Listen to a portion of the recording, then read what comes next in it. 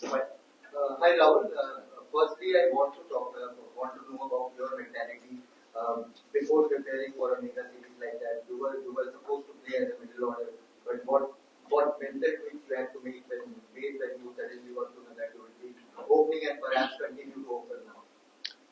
I got told quite early. I missed out in the New Zealand series. I didn't play the last two games, so I was told to be ready. There might be a chance for me to open the batting, so I got enough time to prepare. And opening is something that I've done for a long time in my career. So I just had to go back and practice it a little bit more. And and like I said, I batted a lot in the top of the order, so I know how I need to get my runs and what processes I need to follow. And I got enough practice time. I came here early. I played an India A game, which helped me to get some time in the middle. We played a few practice games as well, so I got a lot of time in the middle. So it was good, and it helped me in my preparation. And as a comfortable wise, comfort wise, what do you prefer now that you are a senior batter in the team, middle order slot or an opener? Anything. I've said this before. I just want to be in the playing 11. Fit me in wherever, and just want to go there, bat, and play for the team. This question, Rahul, batted six in South Africa in Hyderabad 4, and then you went back to six, now you're 2. So, just in terms of the mindset, and I just said you open the ball, what kind of changes do you have to make technically and in terms of what you approach changes? I don't know, honestly. I don't have a answer to that. I mean, I just go there, try and see what I need to do in that given scenario, and whenever I walk in, what is it that the team requires, what is it that I need to do to get runs from there on, and try and keep my game as simple as I can. Luckily for me, I batted in different positions. So early on, when I was asked to bat in different places, it was a bit of a challenge mentally, and not so much technique, but at least mentally how to play those first 20-25 balls, what shots I can play, how early can I attack, how much do I need to how much I need to be cautious. So those were the things that was a bit tricky early on, but now that I've played in ODIs, in Test cricket all over the place, so it's just given me a little bit of an idea as to how I need to manage my innings and how I need to start. And I feel like it's just the start that's important, whether I'm batting top of the order or in the middle order. Is just the start, the first 30-40 balls. If I can manage that, then everything else starts to seem like it's regular batting. So that's what I try to focus on. Yes, sir. Rahul, everyone is talking about pink ball test match, especially batting under lights. Everyone is saying that he does a lot under lights. You batted briefly in Canberra. So how are you preparing for this challenge? Yeah, this will be my first pink ball test match. So I don't have game experience as much as some of the other players who played. So for us, it's just about speaking to the guys who played and trying to understand what were the things that they found hard, or what was how did they manage to, if there were any changes that they made. In whatever little we've trained and played the practice game, I felt like it was just a little different to the red ball in terms of how well you see the ball and how well you pick up the ball from the bowler's hand. That's been a bit of a challenge, but so we've got a bit of time. We've been training hard, and hopefully by the time the game starts, we would have had enough practice sessions and we'd get used to what the pink ball does. Yeah. Hi Rahul. You've opened the batting in a lot of tough places, especially fast bowling friendly pitches and stuff, and you've had a lot of success. How do you work on that? Because it looks like you put a lot of priority in the ball, going under the lens and all of that. So what's your what are the things that checklists that you have when you go out to the middle and you know the pitch is going to be fast ball friendly and the fast ball is going to be Yeah, like I said, I try and keep it really simple. The new ball does do a lot, so you need to respect the first 20-25 overs and try and soak in the pressure and try and get used to the pace or whatever the wicket's doing.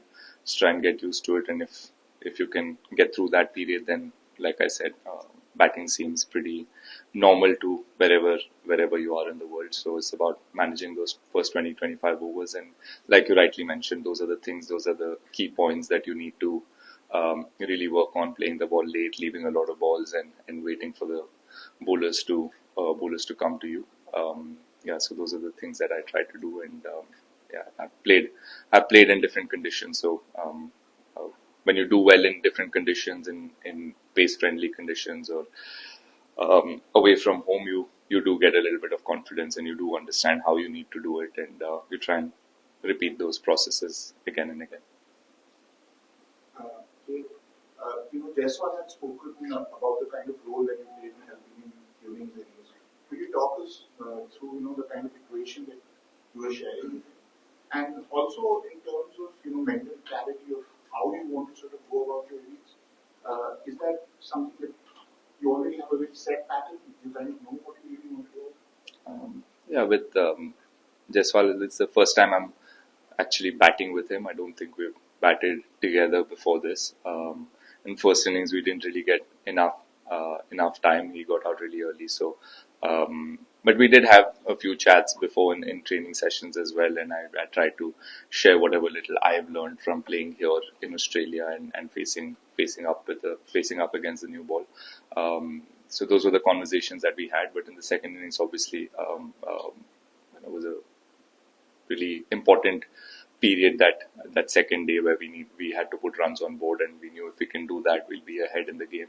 And for that, I've realized how important the opening partnership is when you travel overseas. So just try to speak to him, calm him down, and I could.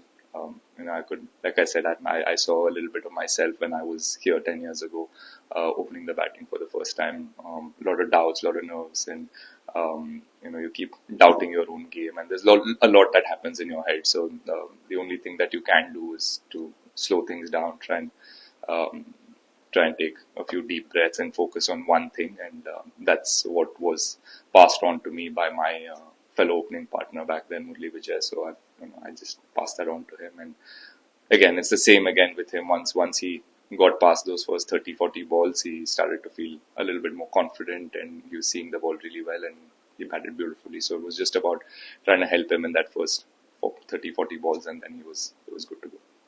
So how are you different from the opener that was there 10 years ago now? How would you say you have evolved? Yeah, I mean, I'm not saying I don't have all these thoughts. I do still have all of these thoughts, but I'm having been there, you know what you need to do to get past that or get over those doubts and get over those thoughts you have in your head. And so whatever I told Jaiswal is what I practice. So I just told him the same thing. Okay, the way that you dominated Australia in the first test, how much confidence does that give the team, and do you feel like you have a mental edge over them going into this match? Yeah, I'm really happy with the way we played, and it does give you a lot of confidence when you travel to Australia and win the first game and win it in a way that we did in Perth, especially in Perth. I mean, so much being spoken about Perth being the fastest wicket in Australia, and teams that travel here have really struggled there. So yes, we have taken a lot of confidence from that. But yeah, Perth is back in Perth. We try and move on. It's a different place, different condition. Pink ball is going to be different. So take the confidence from that game and really use that in this game and try and one thing that's been spoken a lot in the dressing room is to win sessions and not really worry about winning the whole game or talking about what happens on day 4 or day 5. It's just about winning each session. So yeah, we're trying to do that again and see where we go. Rahul, 3 weeks over where you're going to bat in this test, and this may be that your choice. No, I've been told, but I've also been told not to share it today.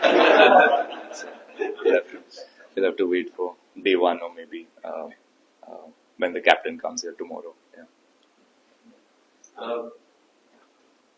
Rather the digression, I mean, back home President's obviously been proposal to name the stands after many legends you grew up idolizing. And is there a secret hope that one day your name will come from the stands? Yeah, I mean, everyone wishes for it, but yeah, I mean, I'll have to get as many runs as the people that have their names on the stands. So if I can do that, then yeah, then maybe. But I don't really. Um, And how do you react to the devil? This devil? yeah, I think it's too soon. I haven't reached that. Not Yeah. about the proposal to name the stands after the legends. Yeah, it's good. I mean, just respecting what the players have done for that state and for the country. And if, yeah, I'm sure for everybody, it's a huge honor when you see your name, a stand being named after you. So yeah, it'd be lovely for anybody. KL, you guys got to prepare with a lot of, I guess, privacy in Perth, the training sessions and all of that. Last night, big crowd of training. Like, what was that like as an experience? And I suppose, I guess there's a tradition of spectators coming to watch training on the train. Yeah, very different. Not used. I mean, we have practice, but with crowds, but it's mostly T20s and ODIs back home. We've had crowds come in and watch our practice sessions. So, yeah, it felt a little different, but yeah, also adds to your preparation for the test match and give us a little bit of what we can expect on day one or all the days here in Adelaide. So it was good. Rahul mentioned a few times like what you learned from 10 years ago. Does it feel like it's been 10 years since you made the test debut here? I think you're clean shaven, soft spoken, but how much has changed in you, in your life? I mean, not about the batting, but just you, the person. Yeah, I mean, 10 years ago, like I said, it was my first test series and I've watched India-Australia series growing up on TV, waking up at 5 in the morning, watching the games with my father. So it was a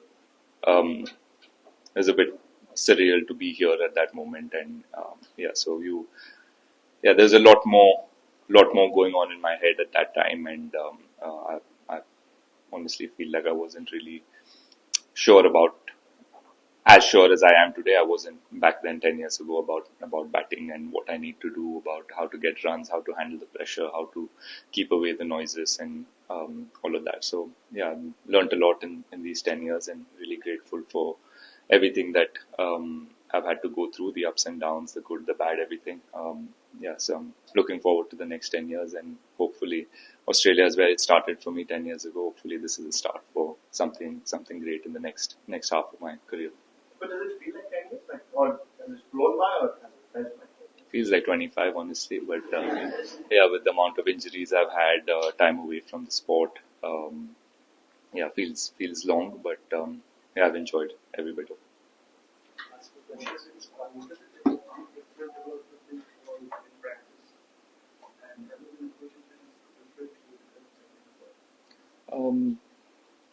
These few days have only been about understanding how the ball reacts and how easy or hard it is to play against the pink ball. If you look at all the games that have been played with the pink ball, it hasn't really lasted a long time. So that tells you that that there will be a lot of help for the fast bowlers and there will be a lot of seam movement. That's something that we faced even in the nets. But that happened even in Perth on day one. There's a lot of seam movement, and I'm sure that will be the same. But it was just a bit different to pick up the pink ball off the hand, and wasn't as easy as facing up against white or a red ball. So that's something that we'll have to get over and get used to. Yeah, just to follow up to that again, like you mentioned, this will be your first pink ball test, and a lot of others who have not played. India has not played a lot of pink ball. Yeah. So if you could just elaborate a little bit more on the cues that you maybe get, especially the twilight period. I know you've got a few more sessions coming, not just from a batter's point of view, but also from the slip corners point of view. With the extra lacquer, how the balls feel, that there are tendencies to pop out. So just some more of the cues that the team's talking about in the preparation. Yeah, the ball seems a bit more harder than the red ball. While fielding as well, you can feel it hitting your hand a lot quicker and a lot harder.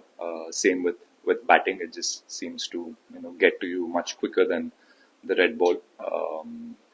Does seam around a little bit more than the red ball. So yeah, that's the challenge we're looking forward to. And like you said, for me it's exciting because it's my first pink ball game, so I'm going in with a clean slate and I'll go there and see what really happens and try and face up to whatever comes my way. So anything different practice, like maybe just a lot more facing, a lot more bowler, just the side on? Yeah, I mean, whatever the players prefer is just about, like I said, picking the ball off the hand has been a bit tricky for some of the boys.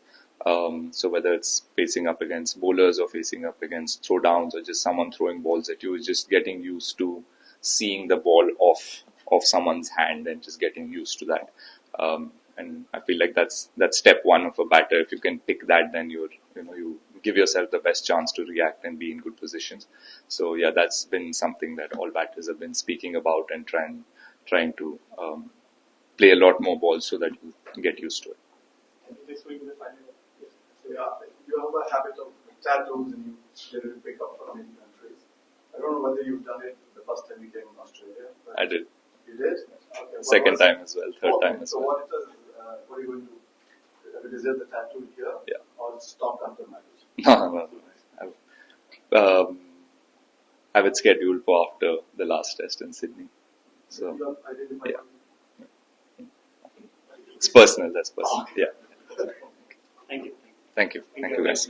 Match से जुड़े आपके हर सवाल का हम देंगे जवाब। जानने के लिए हर update, live analysis, special interviews download कीजिए स्पोर्ट्स तक ऐप।